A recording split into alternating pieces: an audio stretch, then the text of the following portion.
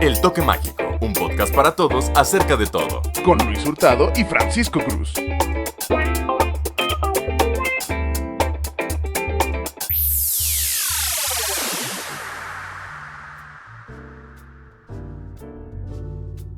Hola, ¿qué tal, gente? Bienvenidos nuevamente a una emisión de su programa que esperamos sea el favorito, el de El Toque Mágico.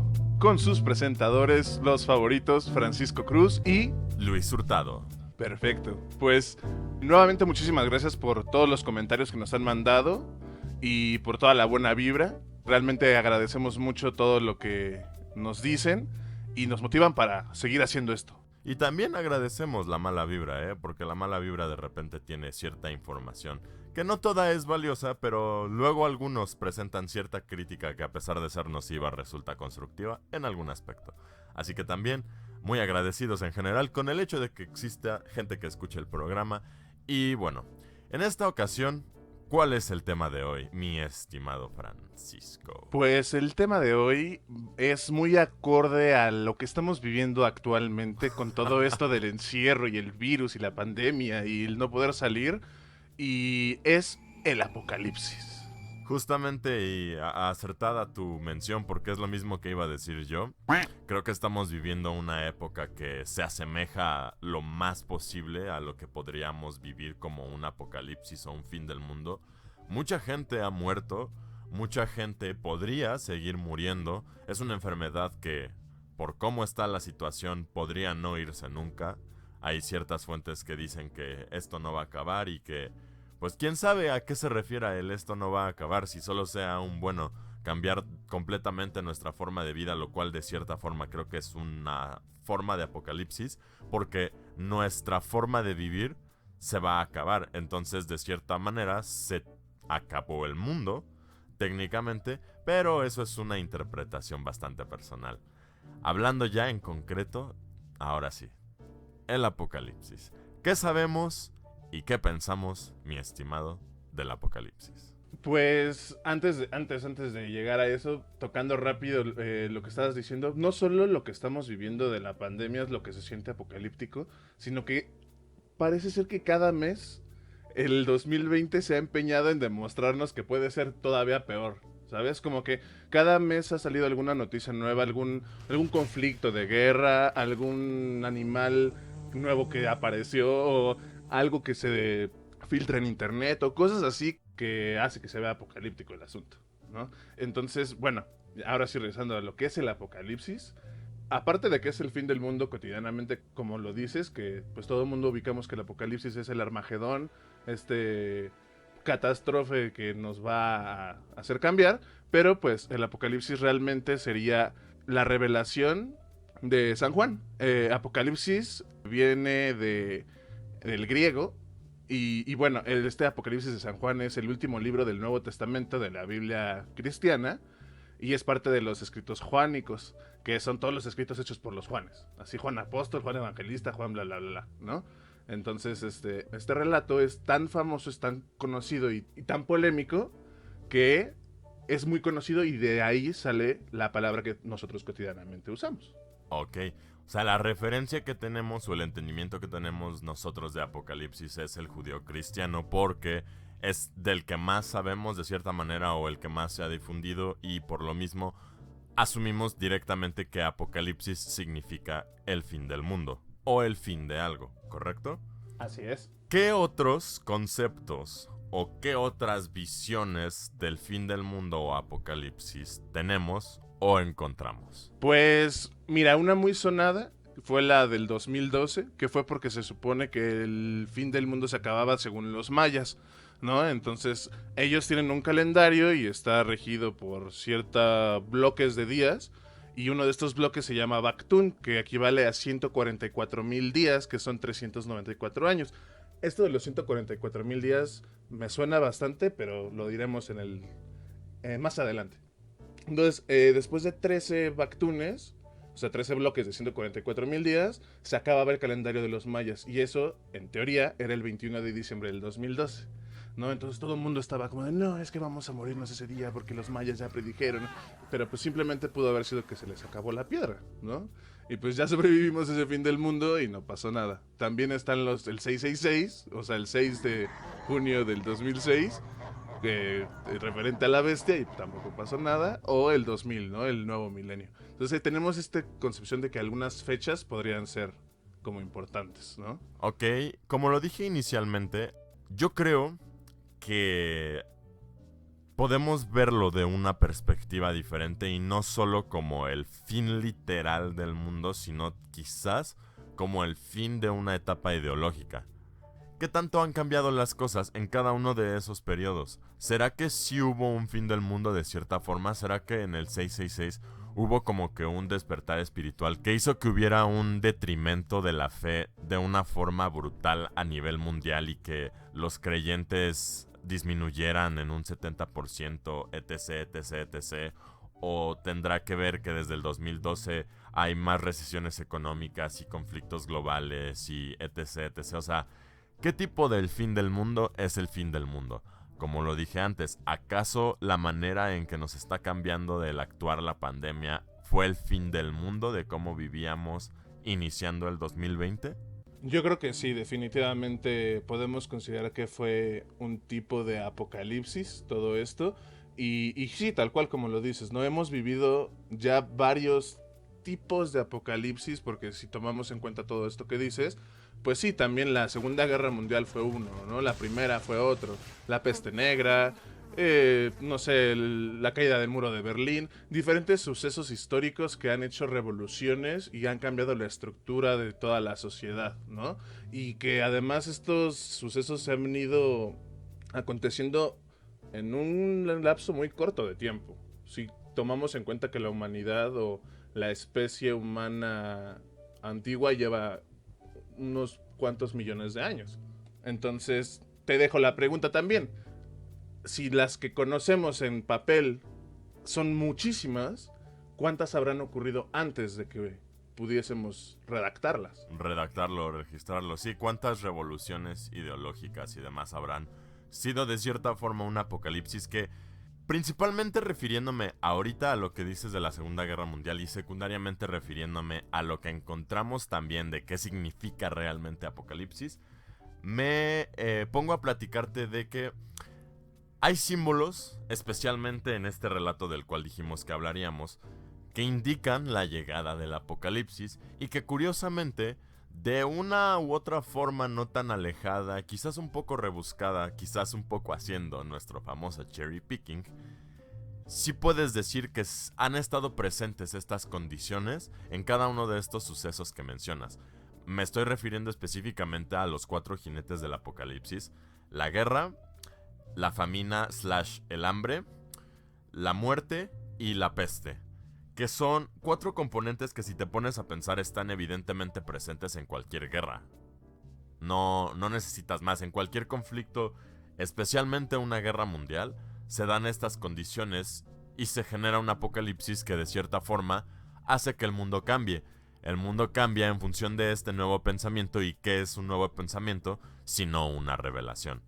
Pero a eso llegaremos después. Como dijiste, es la revelación de San Juan, el nombre del libro del Apocalipsis. ¿Qué nos puedes decir o qué nos puedes contar exactamente respecto a este relato? Pues la verdad es que es muy interesante porque yo cuando era niño pensaba que el apocalipsis era el diablo saqueando el mundo con sus demonios y así, pero realmente es que tiene mucho simbolismo y muchas fases. Van ocurriendo muchos eventos a lo largo del apocalipsis que pues ahorita les vamos a platicar, ¿no? Entonces, bueno, San Juan estaba en la isla de Patmos y un día se sonó una trompeta, ¿no? Así una trompeta angelical, y era Dios diciéndole que iba a escribir todo lo que se le iba a revelar y le iba a mandar una carta a las 7 iglesias de Asia, ¿no?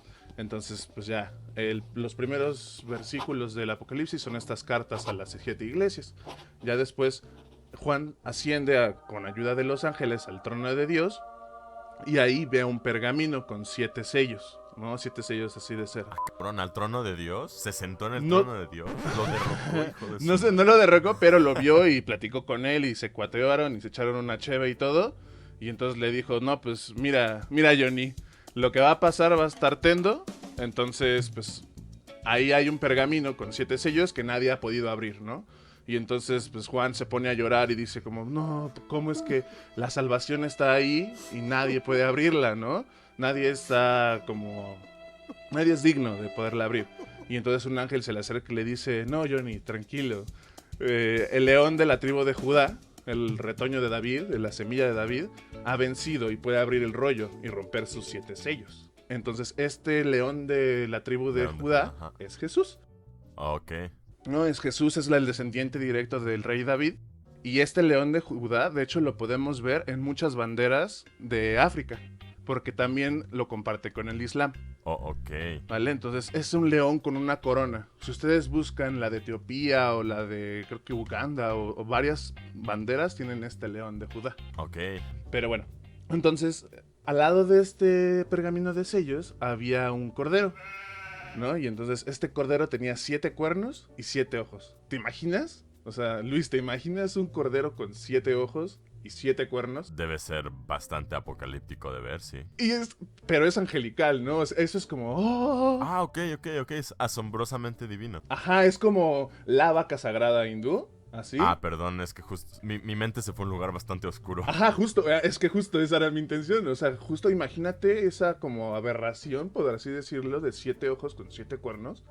Y que cada de estos 7 cuernos y 7 ojos son los 7 espíritus que Dios envió a la tierra, ¿no? O sea, simbolizan esto. Entonces el cordero toma el pergamino y todos los que estaban ahí alrededor, unos ancianos y unos ángeles y todos, se arrodillan ante él y cantan el Apocalipsis 5, versículo 12. Y decían con fuerte voz: el cordero que fue sacrificado es digno de recibir el poder y la riqueza, la sabiduría y la fuerza, el honor, la gloria y la alabanza. Así es, entonces, aquí te están diciendo que el cordero, que sería Jesús, también otra alegoría a Jesús, es digno de tener el poder y la riqueza. O sea, este soplo divino, la sabiduría y la fuerza, el honor, la gloria y la alabanza. O sea que justamente está diciendo que este hombre, que es hijo de Dios, es el digno de poder salvar a la humanidad, ¿no? Después de lo que vaya a pasar. Y entonces el cordero rompe el primer sello. ¿Y qué crees que sale con el primer sello? ¿Qué sale con el primer sello? No el caballo rojo, que es el de la guerra. Ok. ¿No? Y entonces en el segundo sello sale el caballo negro, que es el de la hambruna y la pobreza. La peste, ¿no? No, perdón. La famina. No, sí, es famina, perdóname, tienes toda la razón. Es que justamente hay varias versiones de cuáles son los 4 jinetes. Claro. Porque en la versión que tú nos acabas de contar hace un momento, cada uno de los jinetes tiene una carga negativa, ¿cierto? Ajá. Uno es guerra, uno es hambruna, uno es pobreza y otro es muerte. Correctamente. ¿No? Pero aquí en esta versión que yo encontré, la saqué directamente de la Biblia, una Biblia en castellano, dice que el caballo rojo es la guerra, que es el primer sello. El segundo es el caballo negro, que es la hambruna y la pobreza. El tercero es un caballo amarillento, como pálido, que es la muerte. O sea, como que está podrido. Ajá. Y el cuarto, que realmente es el primero, es un caballo blanco. Y este caballo blanco, según Apocalipsis 19:16, dice: en su manto y sobre el muslo llevaba escrito este título: Rey de Reyes y Señor de Señores. Entonces se cree que el jinete de este caballo blanco es Cristo. Y el caballo blanco es la esperanza. Entonces vemos a Cristo ya 3 veces, como el león de Judea, como el cordero y como el jinete blanco. Ok. Entonces, después se abre el quinto sello y aquí los que habían sido asesinados por proclamar el mensaje de Dios, se les dan ropas blancas y los ponen a descansar, ¿no? O sea, todos los creyentes, pero los que fueron asesinados, los que llamamos mártires, ¿no? Que mueren en nombre de Dios. En nombre de Dios, correcto. Ajá, después se abre el sexto sello y aquí es lo que ocurre ya feo, ¿no? Ya se pone feo, que es cuando salen terremotos, el sol se pone negro, la luna se pone roja, caen meteoritos del cielo, el cielo desaparece y las montañas y las islas desaparecen también. Y entonces llegan 4 ángeles a parar el viento de los 4 puntos cardinales. Y entonces, según Apocalipsis 7, los versículos del 4 al 8 por ahí, dice: y oí el número de los que así fueron señalados, 144,000 de entre todas las tribus israelitas. ¿Recuerdas de dónde escuchamos este 144,000? Sí, ¿De dónde? al principio lo estábamos diciendo. Los 144 de los ciclos. Ay, ¿cómo se llamaban? Los ciclos de los mayas. El Bactún. El Bactún, Exactamente, ese. 144,000 días del Bactún. Entonces está chistosa la coincidencia, ¿no? Sí. Entonces, bueno, estos son 12,000 miembros de cada tribu del pueblo de Israel, ¿no? Son 12 por 12 por 1000. Estas 12 tribus son alusión a las 12 tribus de los hijos de Jacob, que es el nieto de Abraham. Abraham es el patriarca de las religiones judio-cristianas, ¿no? Ajá. Y después, para finalizar, el séptimo sello calla, provoca un silencio así. Y después de este silencio suenan 7 ángeles y 7 trompetas. Entonces, en las primeras 4 trompetas, para sintetizarlo, cae un granizo con fuego y sangre. Se quema la tierra y se queman los árboles.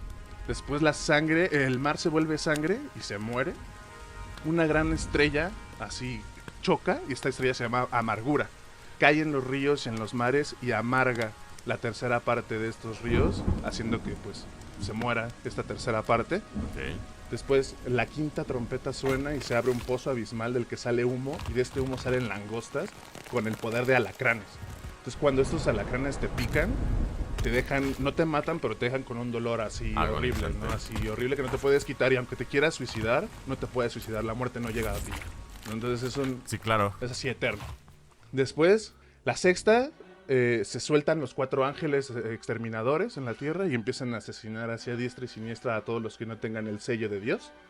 Y en la séptima se oyen fuertes voces diciendo: el reino del mundo es ya de nuestro Señor y de su Mesías, y reinarán por todos los siglos. Entonces, hasta ahorita, ¿qué te parece? Pues hasta la mitad de lo que me estabas diciendo, sentí que concordaba de muy muy buena manera con lo que significa tal cual Apocalipsis, en referencia a la etimología griega, que es una revelación. Si ponemos que el Apocalipsis es una revelación y asumimos que una revelación es cualquier forma de pensamiento que nos revolucione o que nos lleve a un cambio verdadero y demás, pues entonces todos estos símbolos, si no los vemos como algo literal y en su defecto los vemos como algo alegórico, pues sí creo que pueden decirnos mucho de qué ha significado o qué ha ocurrido en cada uno de estos sucesos mundiales, como fueron la Primera y la Segunda Guerra, u otros conflictos que hayan generado un cambio grande en una sociedad o en un sistema, o algún cambio que se haya dado a partir nuevamente de esto, que es una revelación.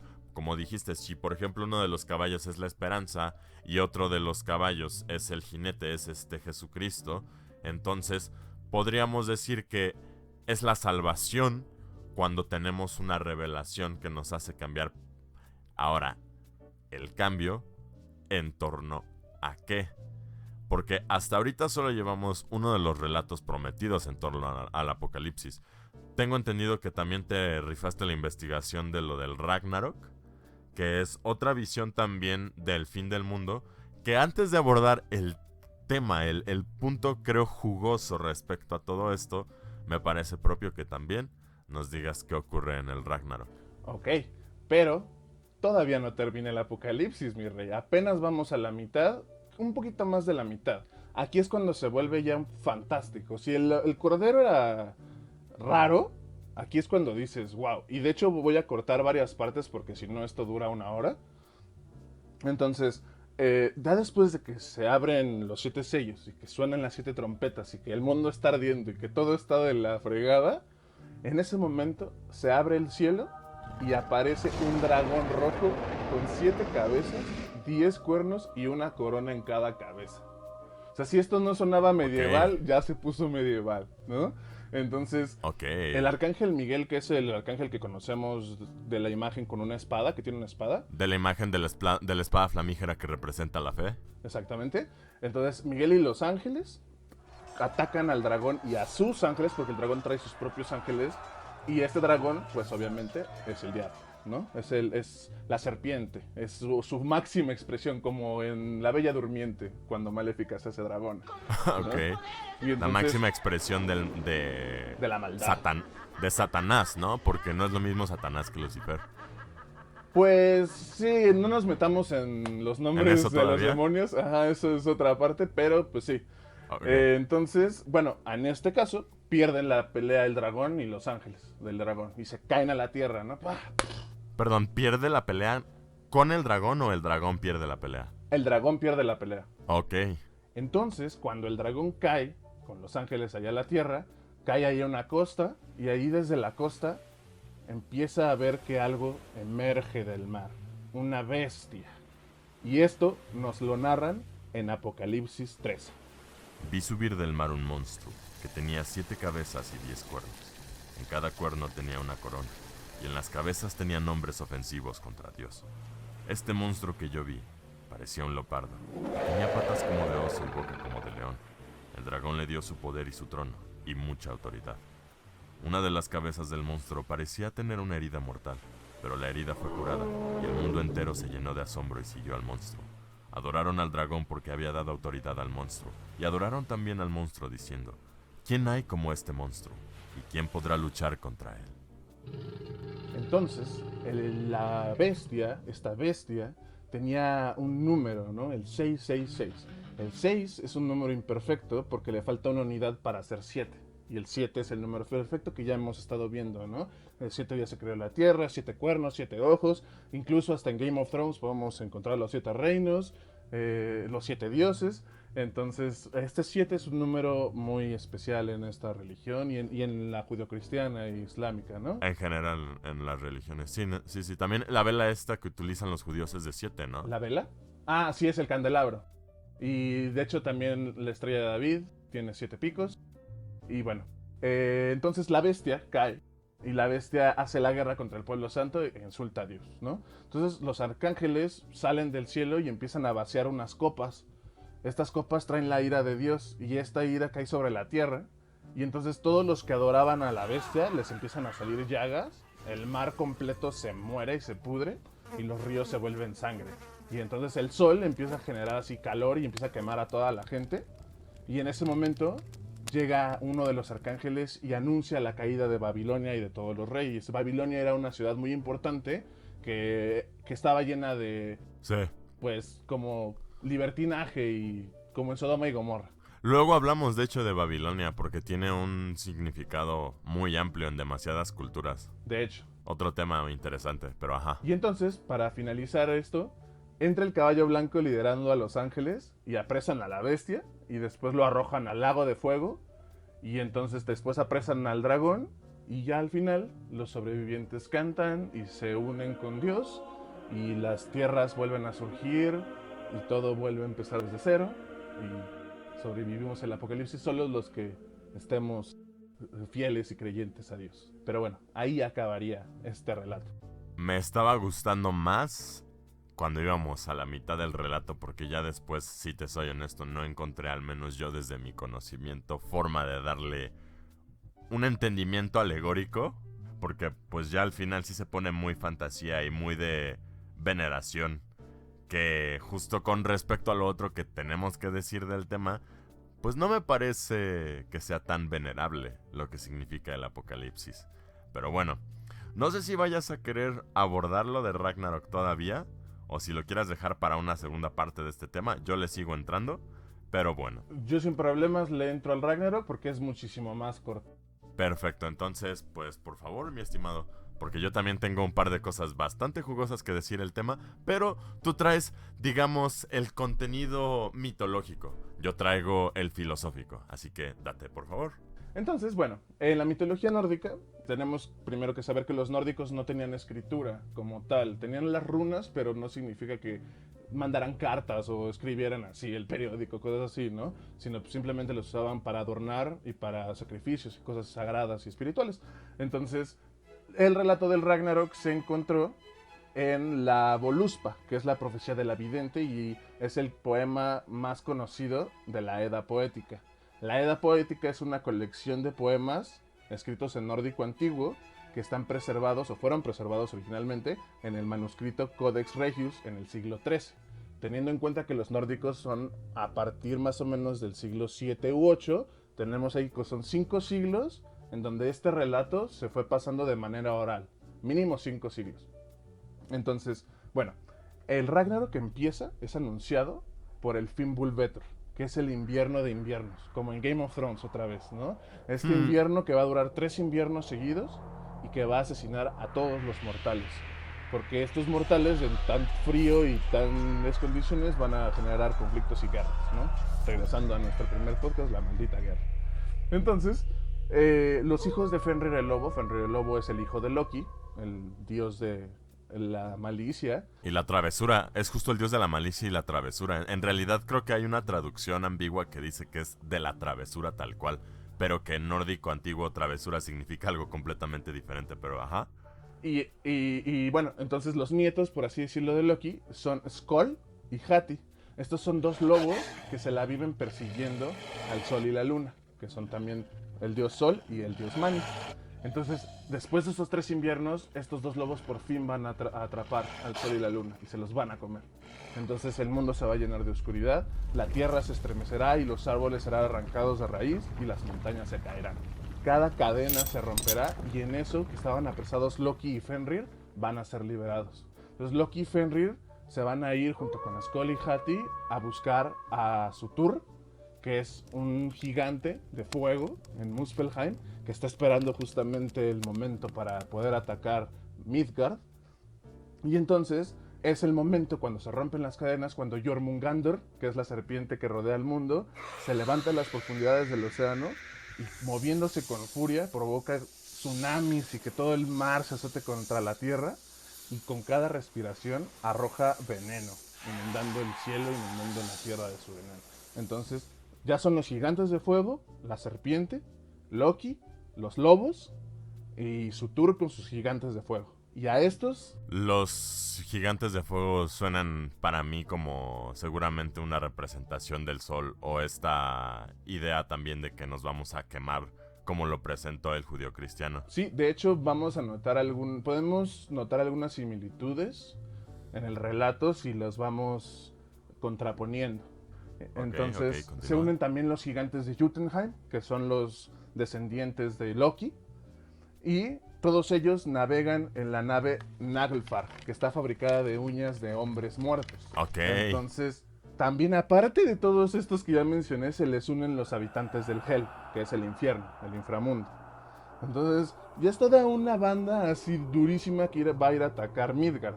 Entonces, si estamos viendo, al igual que los nórdicos, su mitología está basada en la guerra y en el honor de morir en la guerra, ¿no? Sus dioses también mueren en la guerra. Sí. Entonces, los gigantes de fuego y todos cabalgan hacia el Bifrost, que es este puente de arcoíris que podemos ver en las películas de Marvel, y lo destruyen, ¿no? Lo pisan, lo rompen y lo hacen trizas. Y desde lejos Heimdall, que es el negro que vemos en las películas de Thor, suena su cuerno y este cuerno se oye en los 9 mundos y todos los dioses se ponen pilas y dicen, oigan, que ya está el Ragnarok, ya se ponen sus armaduras, se ponen chidos y se van a la batalla, ¿no? Y en ese momento Odín y Thor se van contra Fenrir, pero Jormungandr toma a Thor así, lo arranca de la batalla y empieza a pelear contra él.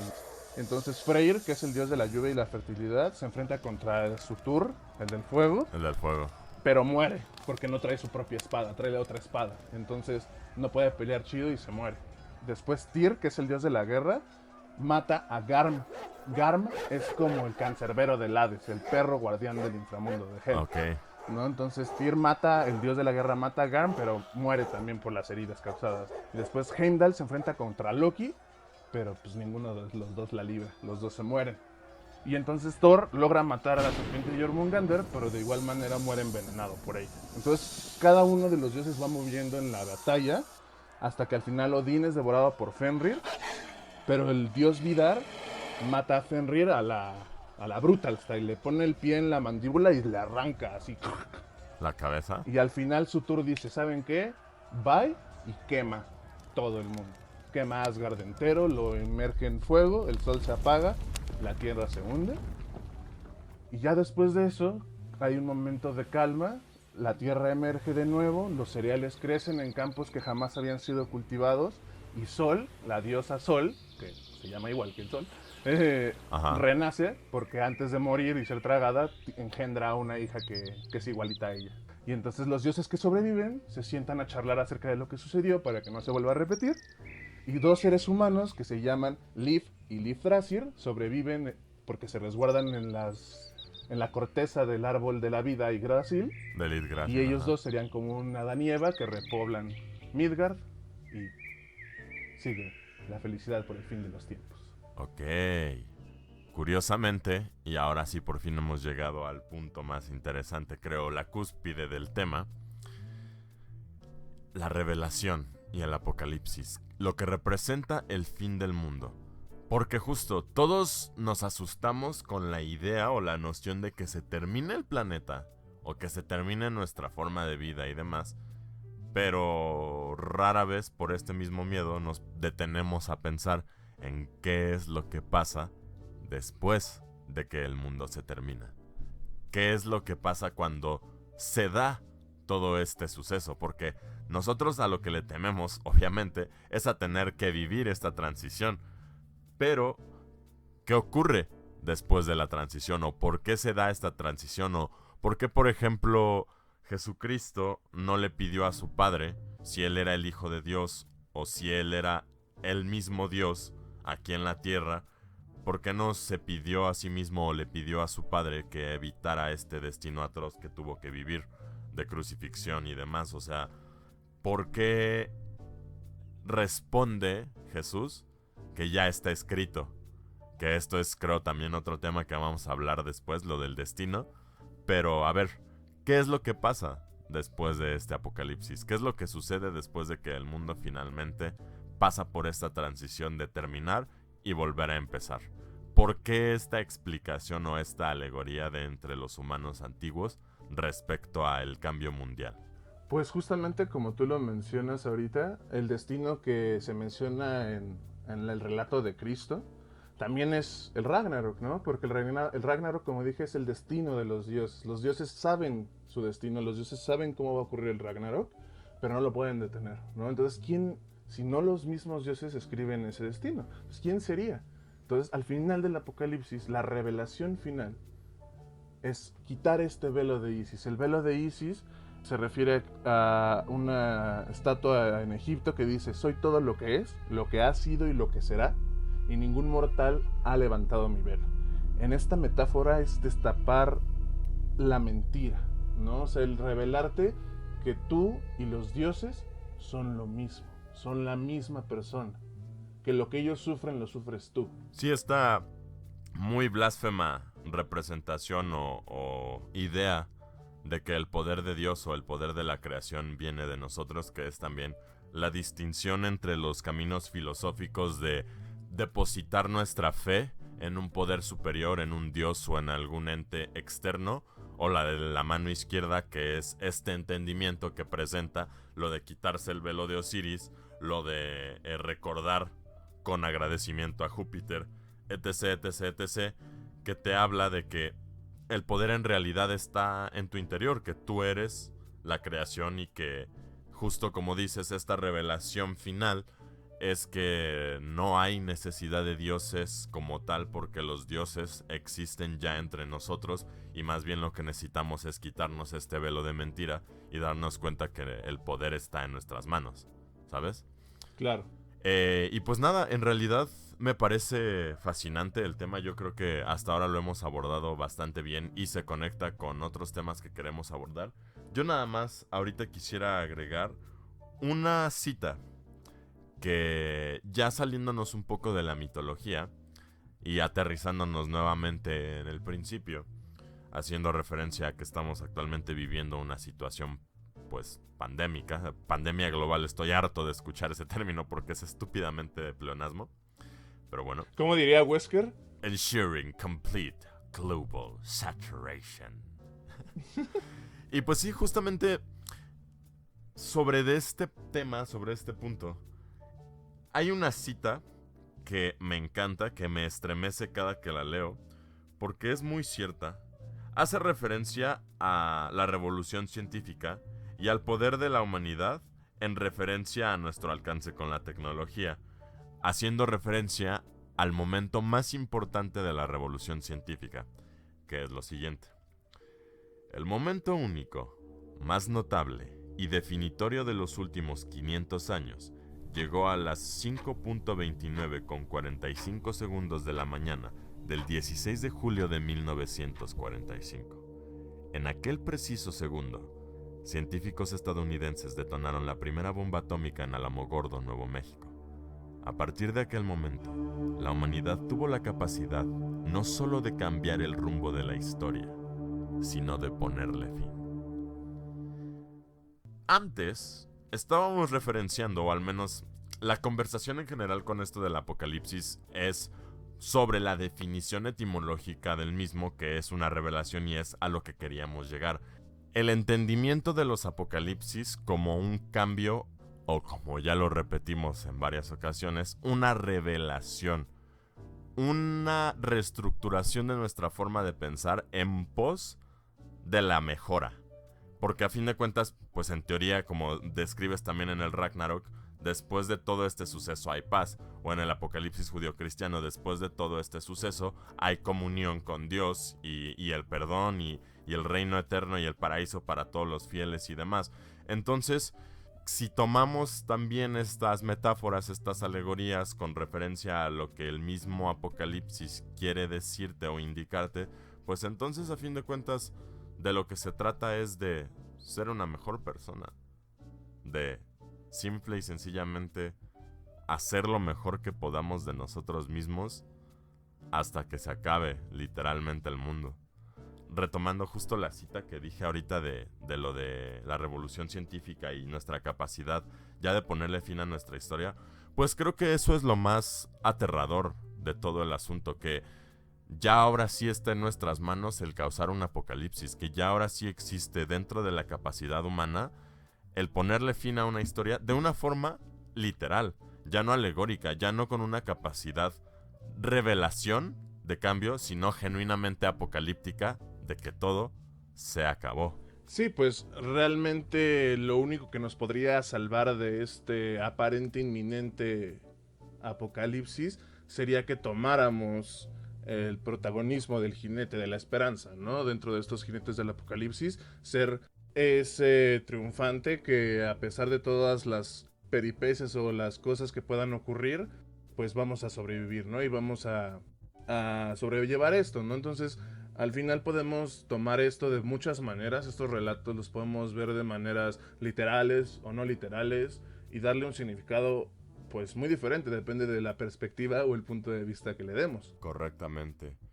Pues, mi estimado, creo que por el momento hemos cubierto, quizás se abra una parte 2 al tema de Apocalipsis, pero de momento creo que lo hemos cubierto bastante bien.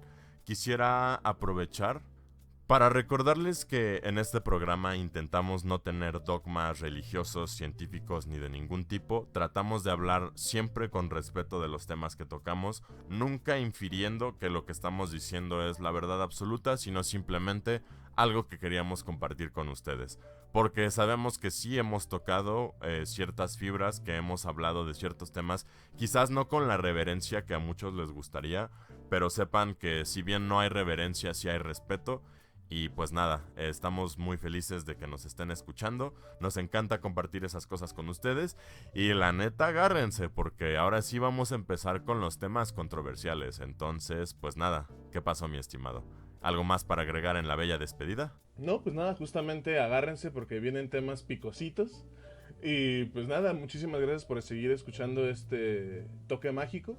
Y pues yo soy Francisco Cruz. Yo soy Luis Hurtado. Y nos vemos en la siguiente. Hasta luego.